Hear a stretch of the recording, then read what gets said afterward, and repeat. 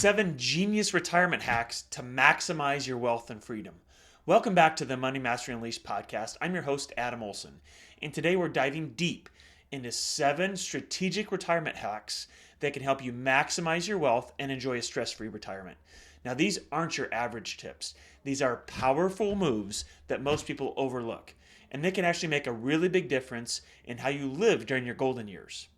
So no matter where you're at in your financial journey, you'll walk away from this episode today with actionable insights on how you can take your retirement planning to the next level. Now let's dig in. Number 1 hack. The first thing that you need to do is to optimize your Social Security benefits. You see, timing when you claim your benefits can significantly boost your monthly payout for your entire life. Let me cover this a little bit more detail here. So delaying impacts your income. In fact, if you wait 1 year past your full retirement age, you get an 8% increase in your monthly benefit, year over year over year. And so if you wait 2 years, that's 16%. If you wait 3 years, you're going to get 24% increase in your Social Security benefit for your entire life. In addition to that, you need to take advantage of the spousal benefits if they're available to you. Also, you may be eligible from a previous marriage if it lasted over 10 years. So your financial advisor that you work with on your retirement plan should be able to walk you through the ins and the outs of when and how you can claim your Social Security benefit. The biggest mistake that I see people make on their Social Security benefit is claiming it as soon as possible. You see, you can claim your Social Security benefit at age 62, but if you claim that benefit at 62, you take a permanent reduction in your benefit versus if you waited till, say, age 67 or 68, or even maxing it out at age 70. So be strategic, please, with when and how you claim your Social Security benefit, because if you live well into your 90s, you might have been way better off waiting to take that benefit until the age of 70 because the increased payout that you would get for your entire life. So first thing, be strategic with how you're claiming your Social Security benefit. The second thing, and this is often overlooked, so there are some people that do want to retire early. So the second thing that we need to do is to use the rule of 55 or the 55 rule to access your 401k funds early. Now, why would you do this? Well, if you retire early and the lion's share of your retirement benefits are in your 401k, this could be a pretty nifty thing for you to use here. So let me cover this a little bit more detail. The rule of 55 is an IRS regulation that provides workers to withdraw money from your 401k or other qualified retirement account that you have without the 10% early withdrawal penalty. Now, you have to leave the job that the 401k is at in order to utilize this benefit, and you can only do this from your current employer's 401k plan. So if you worked at an employer 10, 15 years ago and you have an old 401k balance there and you've been at other jobs since then, it is not going to work. So it has to be from your current employer's plan, and you need to check out the summary plan description of your current 401k plan if you're going to utilize this to verify that this plan actually works with that. So a couple key points here. If you are retiring from a job early, it would be best suited if you're going to utilize this thing to leave some of the money inside of that 401k plan that you can utilize the rule of 55 to get the money out before age 59 and a half to help you avoid these 10% penalties. So in short, if you want to retire early, just know that you can access the funds from your current employer's 401k plan if the plan allows for it. The rule of 55 is a great thing that you can use to access some of those qualified dollars inside of your retirement plan before the normal retirement age of 59 and a half, when you can access those funds without a penalty. Number 3, this is an important one. I really like the clients that we work with inside of my Red Zone retirement planning process to have diversified income streams. Now, what does that mean? Well, using this strategy, it really reduces the risk that you're going to have, and it ensures a steady cash flow. You see, when you were working, you had steady cash flow from your paycheck. In retirement, if that paycheck's gone, we need to create cash flow for you. So how can we do this? Well, some ways we can diversify your income streams. My favorite one is from a dividend producing portfolio. So if we invest in a portfolio that is designed to produce dividends to you, it's going to give you a steady stream of income from that portfolio that you can live on during retirement. In addition to that, you could have rental properties in retirement, or one of my other favorite ones is doing part-time work. So doing a couple of these things will continue cash flow which is going to be essential to your retirement lifestyle. So think about having rental properties, dividend producing portfolios, and of course, part-time work and an amazing cash flow income source for you in retirement too. Now, in addition to that, the cash flow that you're going to need from your retirement accounts, I like you to also diversify that each and every year based upon your tax situation in any given year. Now, my book, The Red Zone Retirement Plan, walks you through detailed strategies on how you can do this, which accounts to pull from at which times in your life to get you the best tax distribution rate possible. So check out that book, The Red Zone Retirement Plan. Just drop me a message if you want a free copy of it. I would love to send you one out.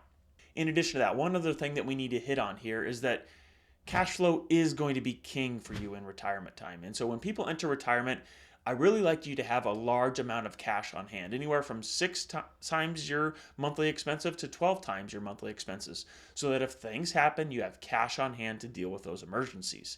In addition to that, early in your retirement years, generally speaking, you're going to spend more money because you're young, active, able to do things. And as you get older in your retirement years, you're probably going to be spending less money.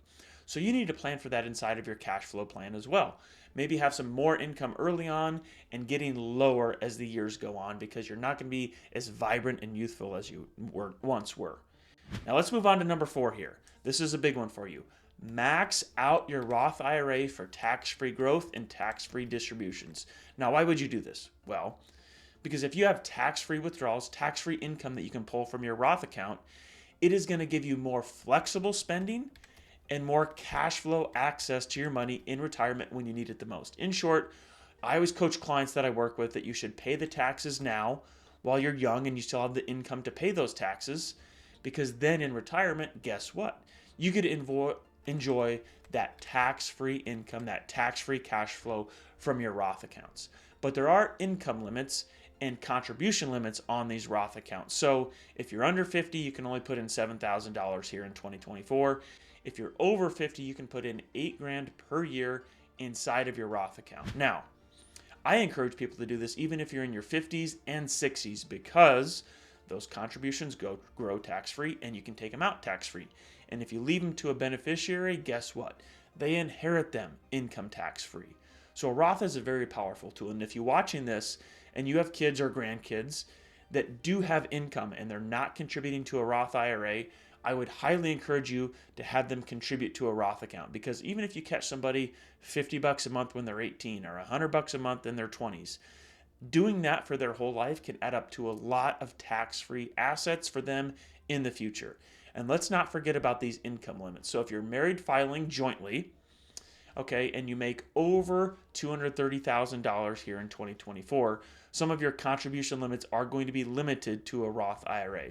So make sure you're working with your tax professional or your advisor to stay underneath the income limits so you can contribute to your Roth IRA.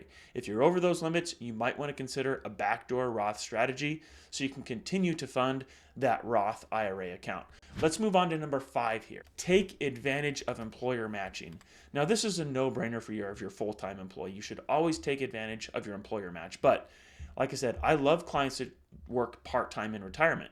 And a lot of clients that work part-time may get access to a 401k plan. And they think, well, it's only a 4% match. I'm only making, say, $20,000, $30,000, $40,000 a year.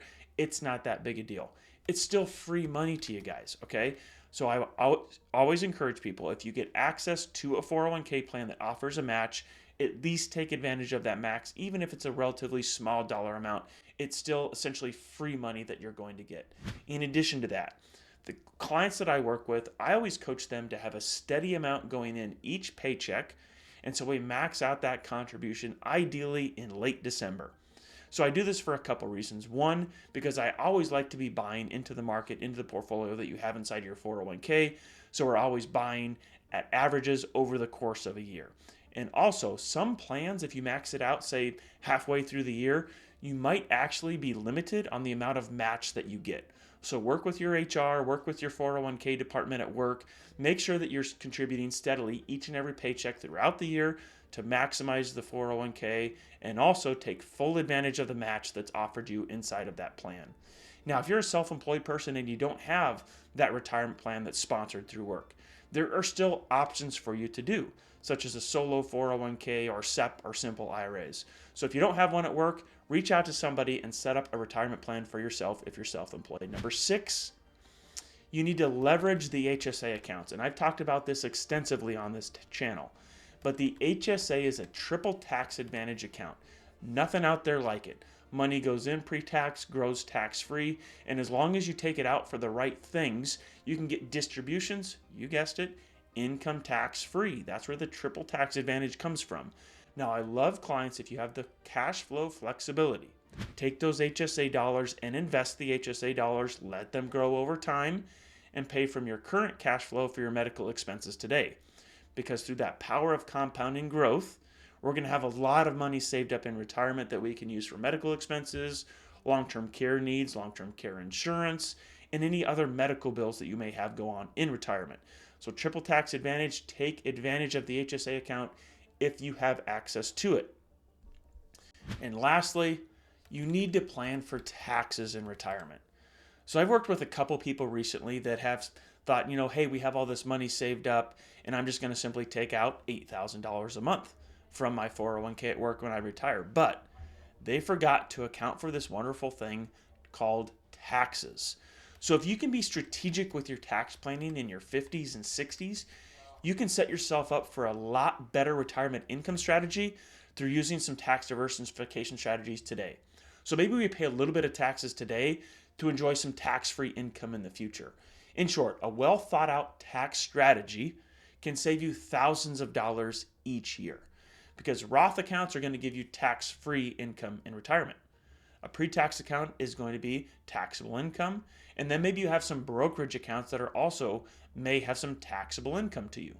So I would encourage you to have a well thought out contribution strategy that's going to give you the best possible income tax situation in retirement time. In addition to that, a lot of advisors may suggest that you look at Roth conversions in retirement. This is something that should be part of your overall strategy and carefully plan out for those Roth expenses as well, because that conversion is taxable in the year that you do it. And I can't stress to you enough, have enough cash on hand when you retire to come up with those expenses that could pop up for you in retirement. In short, work with a tax professional to minimize your retirement tax liability. And that's a wrap on today's episode of Money Mastery Unleashed. With these 7 hacks, you're now equipped with powerful tools to supercharge your retirement. Which one will you start implementing today? Drop me a message, let me know. I would love to know what you're going to change.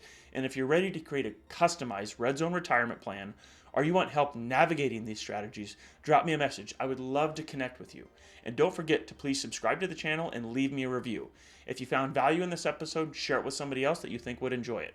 And until next time, keep mastering your money and building the financial life that you deserve. This podcast is for educational purposes only and may include references to concepts that have legal and/or tax implications. It's not to be construed as legal or tax advice. Such information or opinions is subject to change without notice and is not intended to use as an offer or solicitation with respect to the purchase or sale of any security, insurance products, or offer of individual investment advice. Any strategies discussed may not be suitable for everyone. Mutual of Omaha Investor Services, Inc. does not provide legal or tax advice. Please consult with your appropriate professional regarding your personal situation prior to making any financial decisions. Securities and advisory services offered through Mutual of Omaha Investor Services, Inc., member FINRA SIPC. Riser Insurance is not affiliated with Mutual of Omaha Investor Services. Investing involves risk, including the possible loss of principal. Past performance does not guarantee future results. Diversification does not guarantee a profit or protection lost against loss in a declining market.